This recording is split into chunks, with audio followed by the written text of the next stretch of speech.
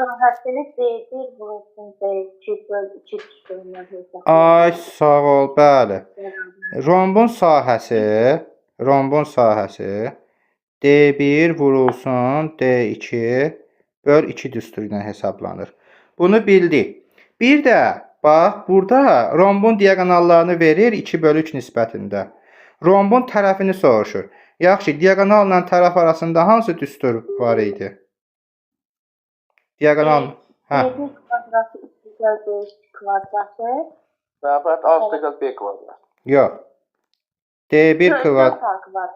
Bəli, D1 kvadrat plus D2 kvadratı bərabərdir 4A kvadrat. Bax, bu 2 dənə düsturdan istifadə eləyəsinik. İndi gəlin bunları bir-bir tətbiq eləyək. Bax, S-in yerinə 108 yazacağım. Çünki məsələdə verir də sahə 108-dir. Yazıram, 108 bərabərdir. D1, D2-in də yerinə 2K, 3K yazacağım. Çünki deyir ki, diagonallar 2 bölü 3 nisbətindədir. Burada 2-lər ixtisar edəcək. Və 108 bərabərdir 3K kvadrat alınacaq. İndi 108-i də 3-ə bölsəm 36 eləyəcək. K kvadrat 36-dırsa K da olacaq 6. Bu zaman D1 2K olduğuna görə olacaq 12. D2 də 3K olduğuna görə olacaq 18. Düzdürmü? D1, D2-ni tapdıqmı? Birinci düsturu tətbiq elədik. 12, 18. İndi gələk ikinci düsturu tətbiq eləyək. D1 kvadrat, yəni 12-nin kvadratı. Üstəgəl D2-nin kvadratı, yəni 18-in kvadratı bərabərdir 4A kvadrat. 144 üstə gəlinsin 324 bərabərdir 4A kvadratı. Aha, 4A kvadrat. Bu da 368 eləyəcək. 360, bağışlayın. 468. 468 bərabərdir 4A kvadrat. A kvadratı da bərabərdir 4-ü 4-ə böl 1, 6-nı 4-ə böl 1, 28 4-ə böl 17. Onda A özü nə olacaq? Bayaqçı sual. Bəli, kök altında 117. Bəli. Deməli, cavabımız Y variantı olacaq. Başa düşdünüz? Düsturları yadınızda saxlayarsınız. Romb üçün 2 dənə bu düsturu yadınızda saxlayarsınız. Və sizin dediyiniz o bir düstur isə D1 kvadrat plus D2 kvadratı bərabərdir 2 vur A kvadrat plus B kvadratı isə paralelograma aiddir. Paralelograma. Başa düşdün? Rombda isə hər tərəf bir-birinə bərabərdir. Yəni A, B söhbəti yoxdur. Ona görə də rombda B-nin də yerinə A yazılır. Burada 2A kvadratı olur. Bunu 2-yə vuranda 4A kvadratı alınır. Başa düşdün? Bax, AB söhbəti paralelogramda olacaq. Rombda yox. Bu cür yadınızda saxlayın düsturları. 16-cı sual. ABCD trapesiyasında bucaq ACD, yəni bax bu bucaq alfa. Bucaq ABC, yəni bu bucaq alfaya bərabərdir. AD 15-dir. BC 10-dur. AC'ni tap. Verilənləri şəkil üzərində qeyd elədik. İndi baxaq görək bunun həllini necə tapa bilərik biz.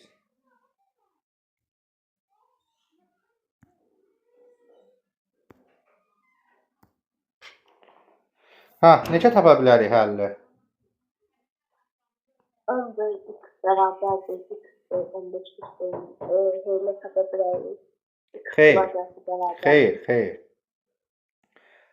Yəni siz bunu tapmalısınız ki, burada hansı məsələ var? Bu məsələ hansı mövzuya aiddir? Məsələnin hansı mövzuya aid olduğunu tapmalısınız. Oxşarlığa. Bəli, oxşarlığa. Oxşarlıq nə vaxt oxşar olur? Fiqurlar nə vaxt oxşar olur? Bucaqlar bərabər olanda, afərin. Ona görə də biz bu üçbucaqların, yuxarıda və aşağıda olan üçbucaqların bucaqlarının bərabərliyini birinci ortaya çıxarmalıyıq. Hələ ki, bir dənə bucağın bərabərliyi ortaya çıxıb. Yəni, məsələdə verilir. Həmişə oxşarlıqda bir cüt bucağın bərabərliyi məsələnin özündə verilir. İkinci bucağın bərabərliyini özümüz ortaya çıxarmalıyıq. Üçüncüdə avtomatik olaraq peyda olur. Belə deyək. İndi biz ikinci bucaqların bərabərliyini hansı qaydadan ortaya çıxardacağıq? Hansı yoluna? Deyin görüm.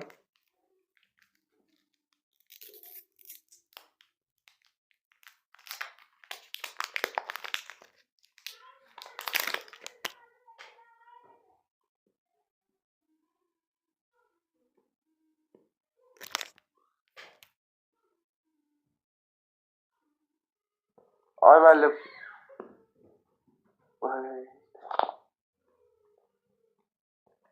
Beta fi qoymaqla da ay müəllim. Bildim. Hansı bucaqlar beta olacaq, hansı bucaqlar fi olacaq?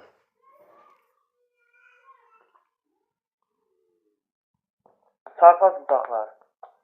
Hansılardır burada çarpaz bucaqlar?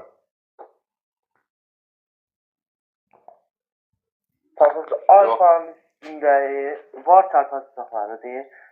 Alfanın üstündəyi biri C bucağında. Və A bucağında olar.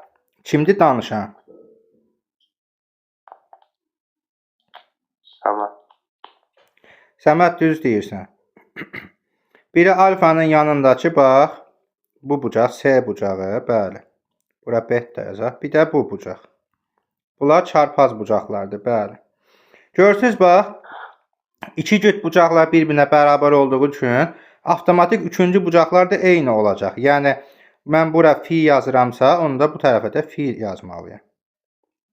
İndi oxşarlığı tətbiq edə bilərik. Oxşar fiqurların uyğun tərəfləri mütənasib olur.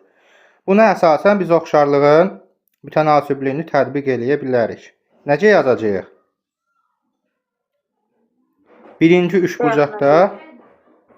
Birinci üç bucaqda alfanın qarşısındakı tərəf. Qabağındakı bölünsün. İkinci üç bucaqda alfanın qabağındadır. Bəli, 15. Sonra birinci üç bucaqda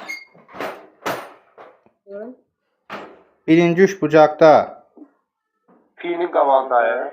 bəli, bölünsün ikinci üç bucaqda fi'nin qabağındakı x. Bəli. Buradan da alırıq x kvadratı bərabərdir 15 vurulsun 10. X kvadratı bərabərdir 150. Bu neçə deməkdir? 6 vur 25 deməkdir. 6 vur 6 köhtə 5. yox, 5 köçdə 6. Ha, Bərabərdir 5 köçdə 6. Bu da bax, bu özü də başqa bir bəladır ha. Gəlirsən, bütün üsulları tapırsan, həll eləyirsən, axırda hesablamada səhv yazırsan. Götürüb 5 köçdə 6 yazırsa 6 köçdə 5 yazırsan. Orada uşaqlar elə bir halla rastlaşanda, məsələn, görürsünüz, bax, burada 5 köçdə 6 da var, 6 köçdə 5 də var. Və siz dediniz ki, 6 köçdə 5. Onda bir balaca dayanın. Dayanın və tapdığınız cavabı kvadrata yüksəldin. Bax, 6 köçdə 5-in kvadratına gəlin, baxaq. 6-nın kvadratı vur, köçdə 5-in kvadratı. Bərabərdir. 36 vur, köçdə 5-in kvadratı 5 eləyir. Bu nə oldu? 180. Biz nəyi tapırıq? 150-ni. Deməli, B olmayacaq burada. Başa düşdünüz? Yəni, o dəqiqə seçim eləməyin. Bir balaca dayanın və əks əməliyyata keçin. Cavabınızın doğruluğunu yoxlamaq üçün. Tamam mı? Gəldik 17-yə.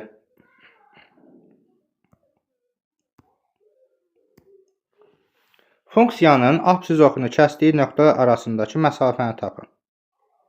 Bu funksiya hansı funksiyadır? Uşaqlar, funksiya hansı funksiya? Diskriminantla həll elədiyimiz funksiya adı nədir? Kvadrat funksiyadır. Kvadratik funksiya. Bunun qrafiki nədir? X1, X2. Onlar köklərdir. Kvadratik funksiyanın qrafiki nədir? Y, XY. Yox, başa düşmədiniz. Bax, Parabola. parabola da, bəli, bəli. Yəni, məsələn, xətti funksiyanın qrafiki düz xəttdir də, düzdür? Bu kvadratik funksiyanın qrafiki parabola. Gəlin bir dənə parabola çəkək. Bax, parabolanın absiz oxunun kəsdiyi nöqtələr. Bəli, indi siz düz deyirsiniz. X1 və X2. Bu nöqtələr arasındakı bax bu məsafəni bizdən soruşur. Yəni X2 ilə X1-in fərqini bizdən soruşur. Deməli biz bunun köklərini tapıb bir-birindən çıxmalıyıq. Başa düşdünüz? İndi mənfi x kvadratı üstəgəl 6x çıx 8 bərabərdir 0 yazacağım. Çünki absiz oxunu kəsəndə ordinat 0 olur. Bunu biz bilirik. Hər tərəfi mənfiyə vuraq. X kvadratı çıx 6x üstəgəl 8 bərabərdir 0. Niyə hər tərəfi mənfiyə vurduq uşaqlar? Niyə hər tərəfi mənfiyə vurduq? Necə? X kvadratın qarşısındakı mənfi üstündə. Bəli, bəli. Yəni baş həddin əmsalı müsbət olsun deyə. Müsbət olsun. Mən bunu axı neçə dəfə sizə demişəm ki, çalışın həmişə baş həddin əmsalı müsbət olsun. İndi artıq Viet teoremini tətbiq eləyə bilərəm. Toplayanda 6, vuranda 8 eləyən ədədlər. Nələrdir? 4, 2. 4, 2. Deməli, biri 4-dür, biri 2-dir. Bunlar da çıxanda eləyəcək 2. Cavab D variantı. İndi burada bir dənə məsələn, Y variantı mənfi 2 olsa, siz çaşa bilərsiniz ki, nə qaram indi mən 2-dən 4-ü çıxım, yoxsa 4-dən 2-ni çıxım.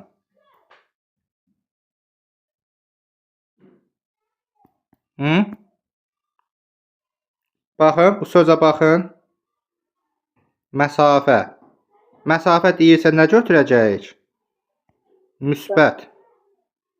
Başa düşdünüz? Gəldik 18-ə. 18 uşaqlar bizim bildiyimiz metodla olmayacaq. Məsələn, belə suallar olurdu. Baxın, məsələn, belə suallar. 4'ü X-Y vurmaqdan hemen. Aysa, bax, qulaq asın bir dəqiqə. Bax, belə misalları var. A çıxılsın, B bölünsün A bərabərdir 4. Burada da deyir ki, A böl B-ni tap. Bax, buna oxşuyur da, 18-ə oxşuyur bu misal. Burada belə suallarda biz nə varırdıq? Bunu vururduq. A çıx B bərabərdir 4A. Sonra A'dan 4A çıxırdıq. Mənfi 3A. B-ni də keçirik o tərəf. B oldu mənfi 3A.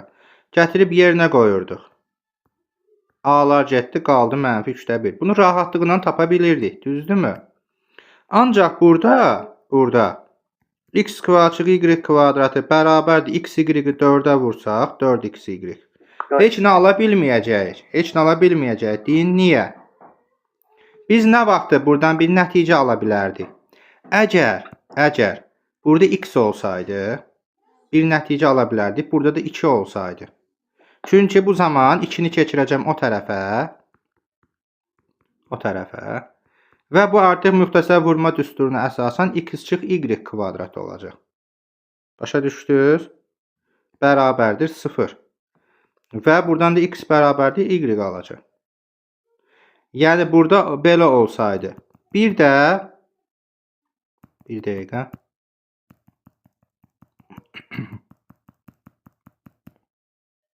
Dört, 2y. Bir də belə olsa bax, A üstəgəl B bərabərdir 4A. Yəni bax, burada da A'dır, burada da A'dır. Yəni heç olmasa bir dənəsi element hər iki tərəfdə eyni olmalıdır. Ancaq yuxarıda verilən misala baxın. Bax, bu x kvadratı, bu y kvadratı, bu 4xy. Mən bunları bir-birindən nətəri çıxım? Hansıları çıxım bir-birindən? Başa düşdünüz? Aşağıda baxın, 4A'dan A'nı çıxıram. B bərabərdir 3A qalır. Rahatlıqla B-ni yerinə aparıb 3A qoya bilirəm. Ancaq burada nələri çıxım? Heç nə çıxa bilmirəm. Ona görə də deməli ki, burada çarpaz vurma metodundan istifadə eləməyəcəyik. Yəni çarpaz vurma metodunun məqsədi nədir? Məqsədi odur ki, ya müxtəsər vurma düsturuna gətirəcəm, bayaq dediyim kimi, ya da əvəzləmə eləyəcəm, birindən digərini çıxıb. Gətirib verilmiş ifadədə yerinə qoyacam. Mütləq bir elementin digərinə əlaqəsini tapmalıyam. Amma burada axı tapa bilmirəm axı. Çarpaz vuranı tapa bilmirəm. Belə olanda uşaqlar. Belə olanda uşaqlar nə edəcəyik? Ayrı-ayrı məxrəclərdə yazmaq metodundan istifadə eləyəcək. Bax, bu metodu yadınızda saxlayın. Ayrı-ayrı məxrəclərdə yazmaq metodu. Nədir bu? XY-də x kvadratı çıx XY-də y kvadratı bərabərdir 4. Buradan, bax, bununla bu ixtisar gedir. Bununla da bu ixtisar gedir. Qalacaq y-də x çıx x-də y bərabərdir 4. İndi hər tərəfi kvadrata yüksəldə bilərik. Çünki axtarılan ifadənin x və y-lər kvadrata yüksəldilir. Biz də bunu kvadrata yüksəldək. Hər tərəfi. Sağı da solu da kvadrata yüksəlt. İndi sol tərəfi müxtəsər vurma düsturuna əsasən açaq. Birinci həddin kvadratı, yəni x kvadratı böl y kvadrat. Çıx bunların hasilinin 2 misli, yəni 2 vurulsun x bölü y vur y bölü x. Üstə gəl ikinci həddin kvadratı, yəni y kvadrat bölü x kvadrat bərabər 4-ün kvadratı, yəni 16. Baxın, burada x-lər öz aralarında, y-lər də öz aralarında ixtisar gedir. Nə qalır? Çıx 2 qalır. Mən bu çıx 2-ni bərabərlikdən digər tərəfə gətirsəm, üstə gəl 2 olurmu? Bəli, olur. Onda belə bir şey alırıqmı? X kvadratı böl y kvadratı üstə gəl y kvadrat böl x kvadratı bərabərdir 18. Olurmu belə? Bəli, olur. İndi bunları da ortaq məxrəcə gətirəndə kəsirləri necə toplayırıq? Məxrəcləri bir-birinə vururuq. Surətlərdə çarpaz vurub toplayırıq. X üstü 4 üstə gəl y üstü 4. Nə eləyir? 18. Bax, bu ifadəni aldıq. Axtarılan ifadənin cavabını aldıq. 18. Başa düşdünüz? İndi belə bir şey də eləyə bilərik. Buranı silirəm daha başa düşdünüzsə. Ayrı-ayrı məxrəclərdə yazmaq üsulu. Bax, indi bizə axtarılan ifadə verilir. X kvadratı y kvadratı yuxarıda da x üstü 4 üstə gəl y üstü 4. Buradan da başlaya bilərik. Bunu ayrı-ayrı məxrəclərdə yazaram.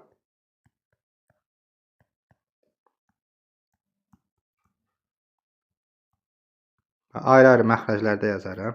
İxtisarlarımı apararam. Aşağıda x kvadratı ilə yuxarıdakı x üstü 4 ixtisar gedir. Burada qalır x kvadratı. Burada da y kvadratı ilə y üstü 4 ixtisar gedir. Qalır y kvadratı. Bərabərdir. X kvadratı böl y kvadrat.